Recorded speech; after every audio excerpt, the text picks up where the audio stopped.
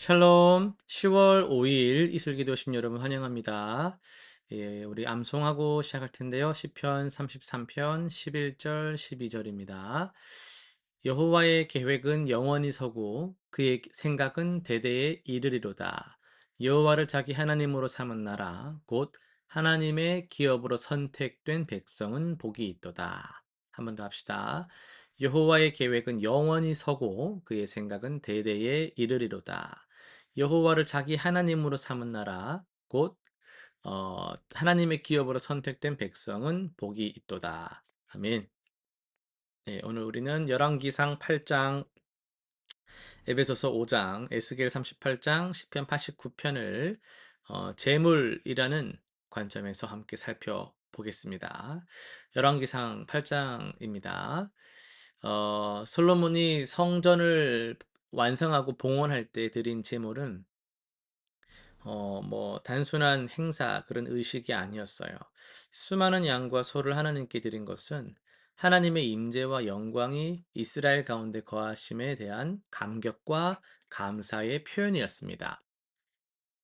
이 제물들은 하나님께서 아브라함과 다윗에게 약속하신 언약의 성취를 축하하는 의미였고, 동시에 하나님의 통치가 이스라엘을 통해 온 세상에 펼쳐지기를 바라는 간절함이 담겨 있었습니다.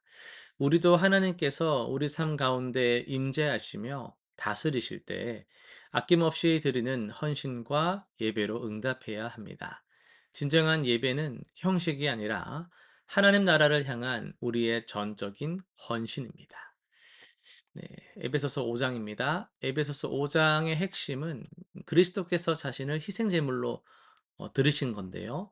에베소서 5장 2절을 보시면은 그리스도께서 너희를 사랑하신 것 같이 너희도 사랑 가운데서 행하라.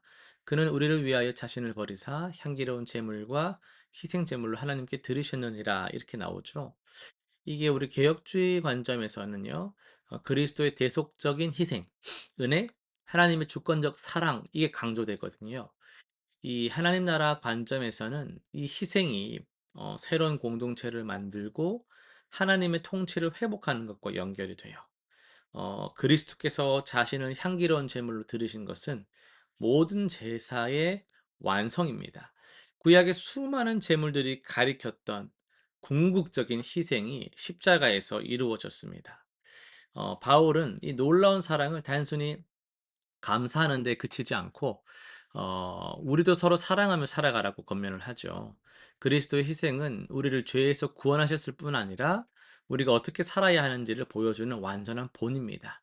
우리가 다른 이들을 섬기고 용서하며 희생할 때 그것은 그리스도의 향기가 우리 삶을 통해 흘러나가는 것이에요. 하나님께서는 이런 삶을 통해 당신의 나라가 이 땅에 확장되기를 원하십니다. 예수님의 제물은 우리를 변화시켜 세상을 변화시키는 통로가 되게 하는 것이죠. 에스겔 38장입니다.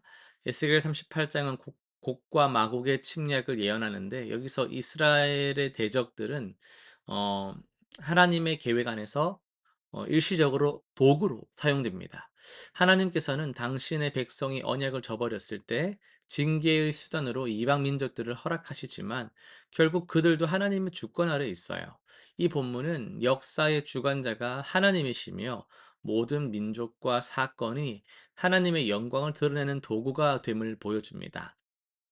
동시에 하나님께서는 당신의 거룩하심과 공의를 온 세상에 알리시기 위해서 악한 세력도 사용하시다가 결국에는 심판하세요. 이것은 우리에게 하나님의 절대 주권과 공의로운 통치에 대한 확신을 줍니다. 어떤 상황에서도 하나님께서 역사를 이끄신다라는 것이죠. 오늘 시편 89편을 통해서 약속과 현실 사이에서 드리는 찬양이란 제목으로 말씀을 전하겠습니다. 우리가 기도에 응답이 잘 안 될 때 힘들죠. 하나님의 약속을 믿고 기대했는데, 나의 하루, 현실은 정반대로 흘러갈 때, 우리는 어떤 반응을 보입니까? 그것에 대해서 시편 89편이 응답을 하고 있거든요. 89편은 독특한 구조를 가지고 있어요. 1절부터 37절까지는 하나님의 인애와 성실하심을 찬양하고 있는데, 그리고 다윗과 맺으신 영원 언약을 선포하고 있어요. 어 1절 보시면은 "내가 여호와의 인자하심을 영원히 노래하며 주의 성실하심을 내 입으로 대대에 알게 하리이다." 막 이런 고백으로 나아가면서 4절 보면 내 자손을 하나님께서 다윗에게 약속하신 게 나오거든요.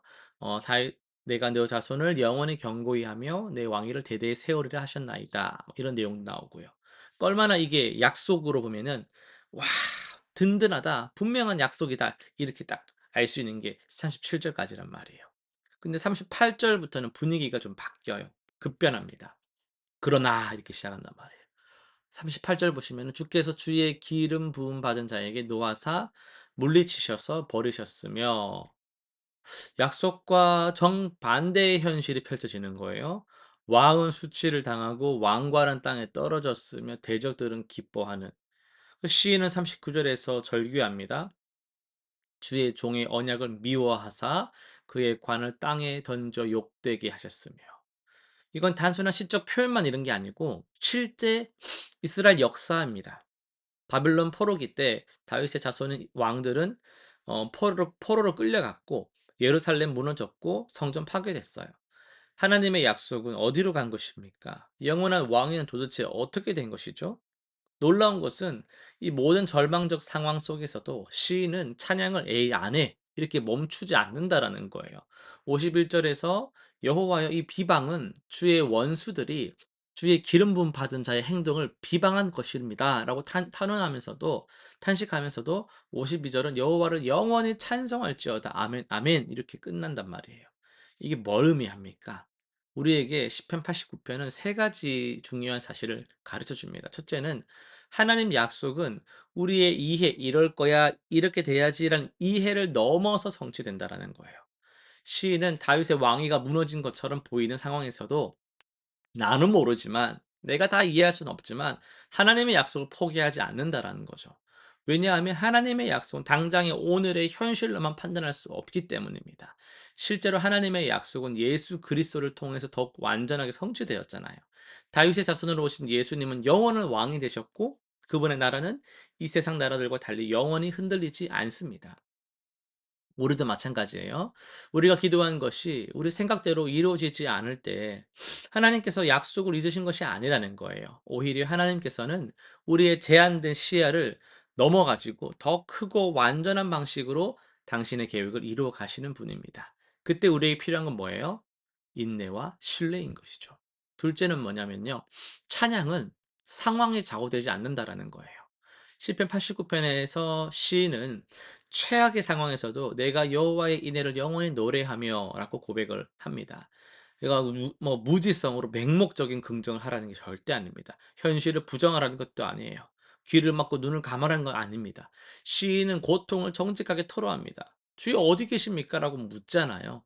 그러나 그 질문 속에서도 찬양을 놓지는 않아요. 어떻게 그럴 수 있습니까?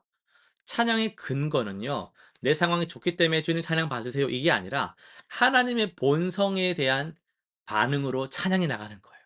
하나님은 인내하시고 성실하시고 신실하시기 때문에 이건 변하지 않는 진리거든요. 우리 형편이 안 좋아도 하나님 여전히 찬양받으실 분이라는 거예요. 이것이 진정한 믿음의 찬양입니다. 셋째는요. 우리의 고백과 선포가 제물이 된다라는 거예요. 시인은 주의 성실하심을 내 입으로 대대에 알게 할 거라고 말을 합니다. 하나님의 선하심과 신실하심을 선포하는 것. 이것이 우리가 드릴 수 있는 가장 귀한 제물입니다. 구약 시대에는 짐승을 제물로 드렸지만 신약 시대를 사는 우리는 입술의 열매 곧 그 이름을 증언하는 것을 제물로 드리는 자들이에요. 이것은 단순히 입으로만 찬양하라는 뜻이 아닙니다. 우리의 삶 전체로 하나님의 신실하심을 증거하라는 것입니다. 어려움 속에서도 흔들리지 않는 믿음, 실망스러운 상황에서도 하나님을 신뢰하는 모습, 이것이 세상을 향한 가장 강력한 메시지입니다. 사람들은 우리의 설교보다 우리의 삶을 봅니다. 고난 중에도 평안을 잃지 않는 성도, 역경 속에서도 감사를 고백하는 신자, 이것이 살아있는 재물이에요. 우리 주변을 돌아보십시오. 얼마나 많은 사람들이 절망 속에 살고 있습니까? 그들은 하나님의 약속을 몰라요. 하나님의 신실하심을 경험하지 못했습니다.